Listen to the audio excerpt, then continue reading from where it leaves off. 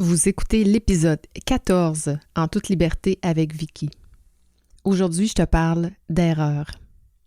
J'ai envie qu'on soit empathique aujourd'hui envers l'erreur et qu'on soit conscient de notre façon de réagir face à l'erreur.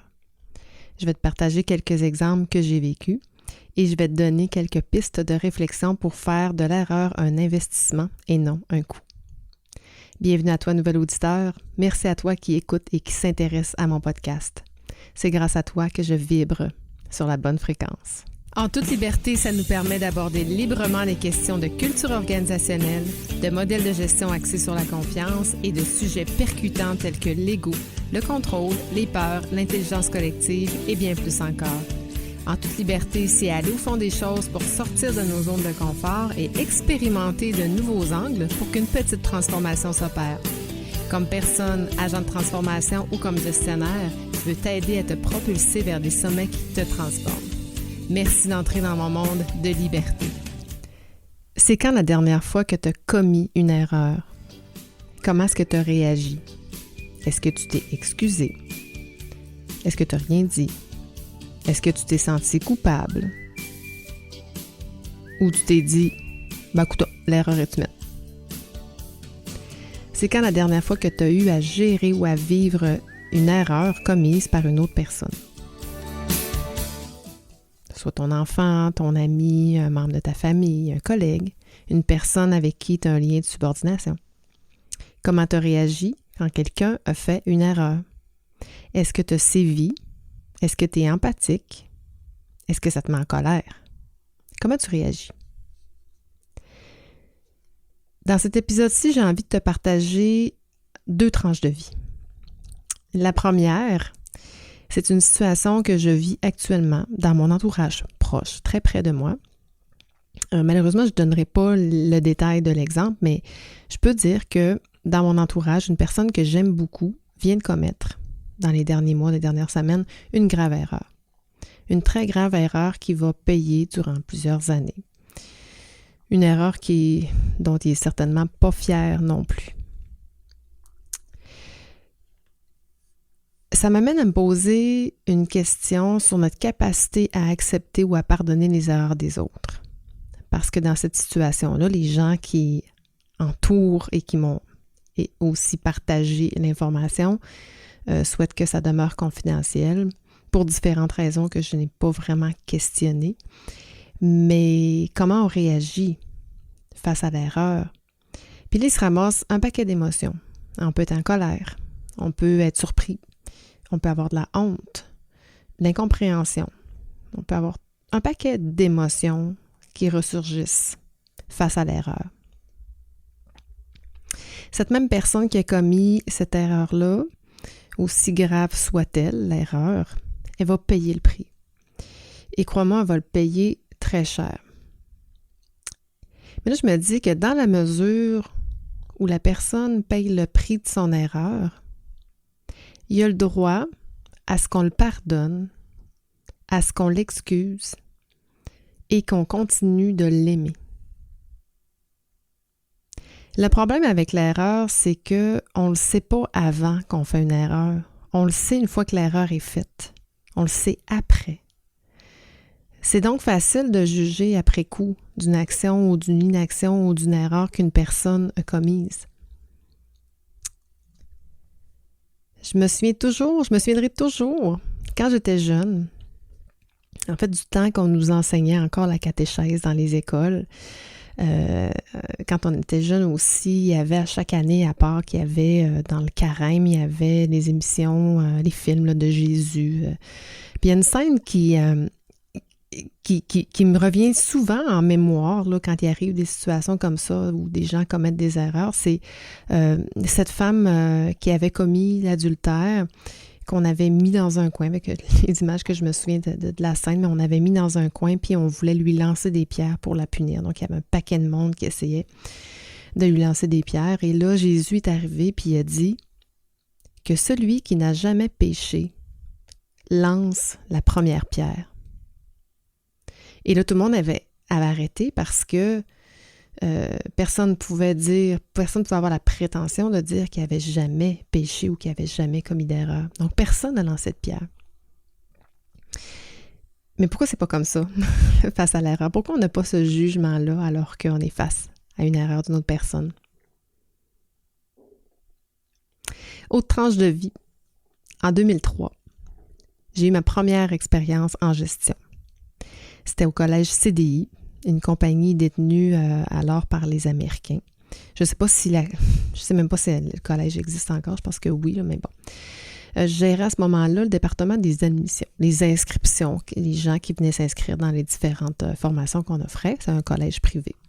J'avais 2 personnes à ma charge, dont Stéphanie. À l'époque, on avait une directrice générale qui gérait l'école, qui était quand même assez particulière, mais surtout qui était hyper exigeante. C'était un peu de maîtresse d'école, très sur la règle, très rigoureuse, très exigeante, et on en avait, pour plusieurs, on en avait même peur. Donc, mais je pense non plus qu'elle n'aimait pas tellement Stéphanie. En fait, je ne sais pas si c'est parce qu'elle l'aimait pas ou que parce qu'elle était exigeante ou si elle était jalouse, mais on dirait qu'elle se prenait toujours contre Stéphanie. Dans les inscriptions comme ça, dans les collèges privés, je ne sais pas si c'est comme ça partout, mais on avait des commissions quand on inscrivait des gens. Donc, on avait une rémunération. On avait un salaire de base, mais une rémunération qui était quand même assez intéressante. Et plus on performait, plus la commission était généreuse. Donc, ça se multipliait. C'est un peu le principe des commissions de vente. Plus on vend, mais plus on est payé. Donc, Stéphanie avait performé comme jamais personne n'avait performé avant. C'est-à-dire, c'était un cours de nursing, là, c'était un cours d'infirmière auxiliaire qu'on venait d'ouvrir. C'était quand même relativement nouveau. Je pense qu'elle avait rempli comme 3 classes de 30 personnes. C'est quelque chose de démesuré. Ce qui faisait en sorte qu'elle dépassait toutes les échelles de commission, puis elle ramassait un gros moton, un gros paquet d'argent. Évidemment, la DG n'avait pas prévu ça dans son budget, puis dans ses calculs, ça n'arrivait pas, puis une femme performante ne voulait pas perdre la face aux Américains. Et elle essayait des façons de faire pour réanalyser, abaisser la commission de Stéphanie. Puis évidemment, je pense que c'était quelque chose comme 35 ou 40 000 là, en 2003. Là, c'était beaucoup d'argent. Là, fait que, donc, elle essayait ça. Puis là, Stéphanie ne sera pas rémunérée, tout ça. Et moi, j'étais comme pris là-dedans. Puis je me sentais vraiment petite là, dans cette grande compagnie-là, première expérience. Puis malgré le fait que j'aimais beaucoup Stéphanie, puis que j'étais d'accord avec elle, puis je souhaitais que la justice lui soit rendue, puis qu'elle soit payée à la hauteur de ses performances, j'ai pas défendu Stéphanie. En fait, j'ai rien dit. J'ai laissé la scène, alors que j'ai été impliquée aussi dans le dossier. Il faut que j'en sois... faut que je sois honnête là-dedans. J'étais impliquée là-dedans, mais plutôt que de défendre Stéphanie, j'ai juste rien dit. Bon, probablement que j'aurais pas eu vraiment de poids pour faire revirer la situation, mais minimalement, Stéphanie se serait sentie soutenue puis appuyée par sa gestionnaire. En 2003, ça fait 18 ans, ça fait quand même un bon bout. Et crois-moi, c'est probablement le plus grand regret que j'ai eu de ne pas avoir défendu Stéphanie, qui avait entièrement raison d'exiger qu'on lui paye ces commissions-là, selon les attentes qui étaient convenues. D'ailleurs, elle a poursuivi, puis elle a gagné sa cause, puis la somme lui a été versée. Crois-moi aussi, Stéphanie me l'a fait savoir. C'est sûr que c'était une femme très performante, une jeune femme très, très, très performante qui avait aussi le courage de ses idées. Et elle m'avait dit, je suis Vicky, que tu ne pouvais pas faire grand-chose, mais tu sais, je me serais attendue, ma gestionnaire, à ce qu'elle prenne mon parti, à ce qu'elle prenne ma défense, puis tu n'as rien dit.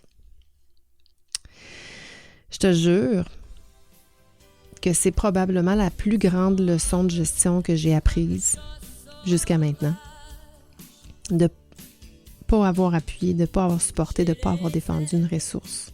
Une ressource que j'aimais. Je l'aimais, Stéphanie, moi. Puis en parlant d'amour, quand on gère quelqu'un, à mon avis, c'est primordial.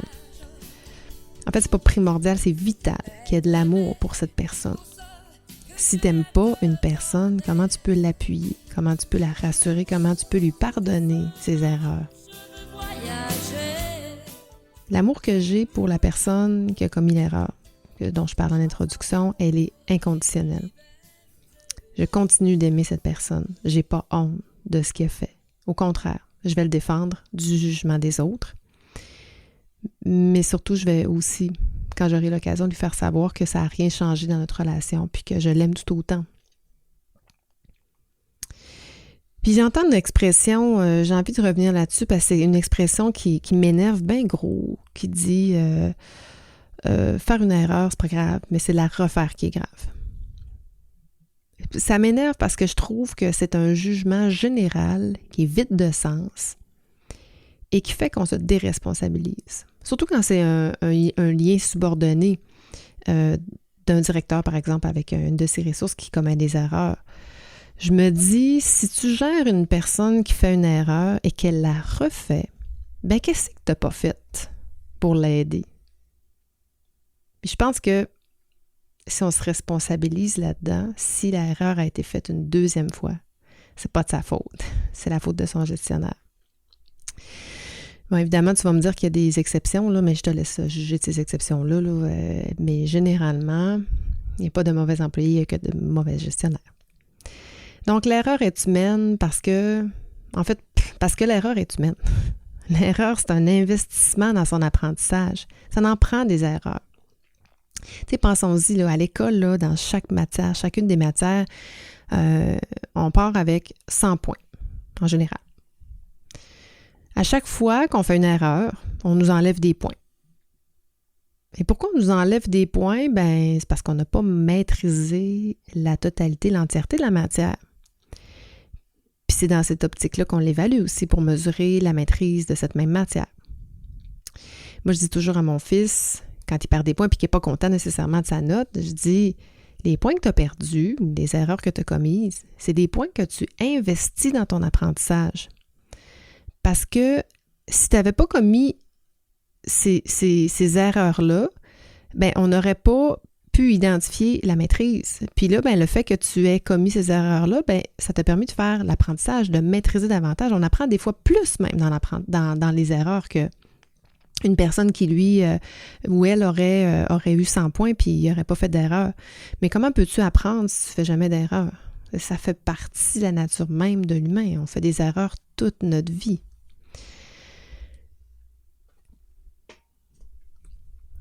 La personne qui a commis cette erreur, elle ne savait pas qu'elle commettait une erreur. Bon, je vous passe les détails, mais c'était naïf. Maintenant, il le sait. Je suis persuadée aussi que maintenant, il va maîtriser les règles, les lois, les actions entourant son erreur. Mais dans ce cas-ci, malheureusement, ce n'est pas un investissement. Il paye un prix à payer. Là, tu vas me voir venir parce que si on conclut là-dessus, comment on peut faire pour faire en sorte que nos erreurs ou celles des autres soient des investissements dans notre développement personnel ou notre développement professionnel plutôt que des coûts? Est-ce qu'on a toujours besoin vraiment de payer le gros prix pour nos erreurs? Est-ce qu'on a besoin de faire payer le gros prix à celui qui commet une erreur? À celui qui n'a jamais commis d'erreur lance la première pierre. Malheureusement, on est souvent vite sur la gâchette pour faire corriger des situations. On utilise beaucoup le disciplinaire. Alors que on aurait juste à utiliser la communication, l'empathie, parler aux gens, les écouter, les comprendre. Parfois, c'est juste une question de communication pour permettre à la personne de faire des apprentissages, de comprendre, de maîtriser. En parlant de communication, je m'apprête à enregistrer ma formation sur la communication. C'est, je sais, un besoin que je rencontre beaucoup dans les entreprises puis qu'on m'a exprimé beaucoup dans les dernières années. Donc, je veux parler de communication, bien sûr, entre les individus, les communications relationnelles, mais je veux aussi parler de communication organisationnelle et de communication stratégique. En fait, je veux prendre tout le matériel que j'utilise comme consultante, mettre ça dans cette formation-là. Tout le contenu aussi que j'ai cumulé là, dans les 20 dernières années que je veux intégrer dans cette formation-là. J'aimerais donc que tu me partages tes défis ou les défis que tu identifies dans ton entourage quand on parle de communication. Parce que tu sais, la communication, c'est sans fin. Hein? Plus on apprend sur la communication, moins on en sait. Là. Un jour, j'ai fait un cours de maîtrise de 45 heures sur la communication de 3 crédits à l'université. Puis je me disais, mon Dieu, qu'est-ce qu'on va apprendre pendant 45 heures sur la communication? Puis, mais mon Dieu, c'est là que j'ai découvert un monde sans fin sur la communication. J'ai pris aussi un cours sur la communication stratégique institutionnelle, un cours d'étudiante libre, probablement le cours que j'ai aimé le plus de tous les cours que j'ai pris de toute ma vie, dans lequel, mon Dieu, on est allé très, très, très loin dans les notions de communication. Donc, j'aimerais partager quelques notions que j'ai apprises juste là, que j'ai jamais revues ailleurs. Donc, c'est des choses que je veux partager.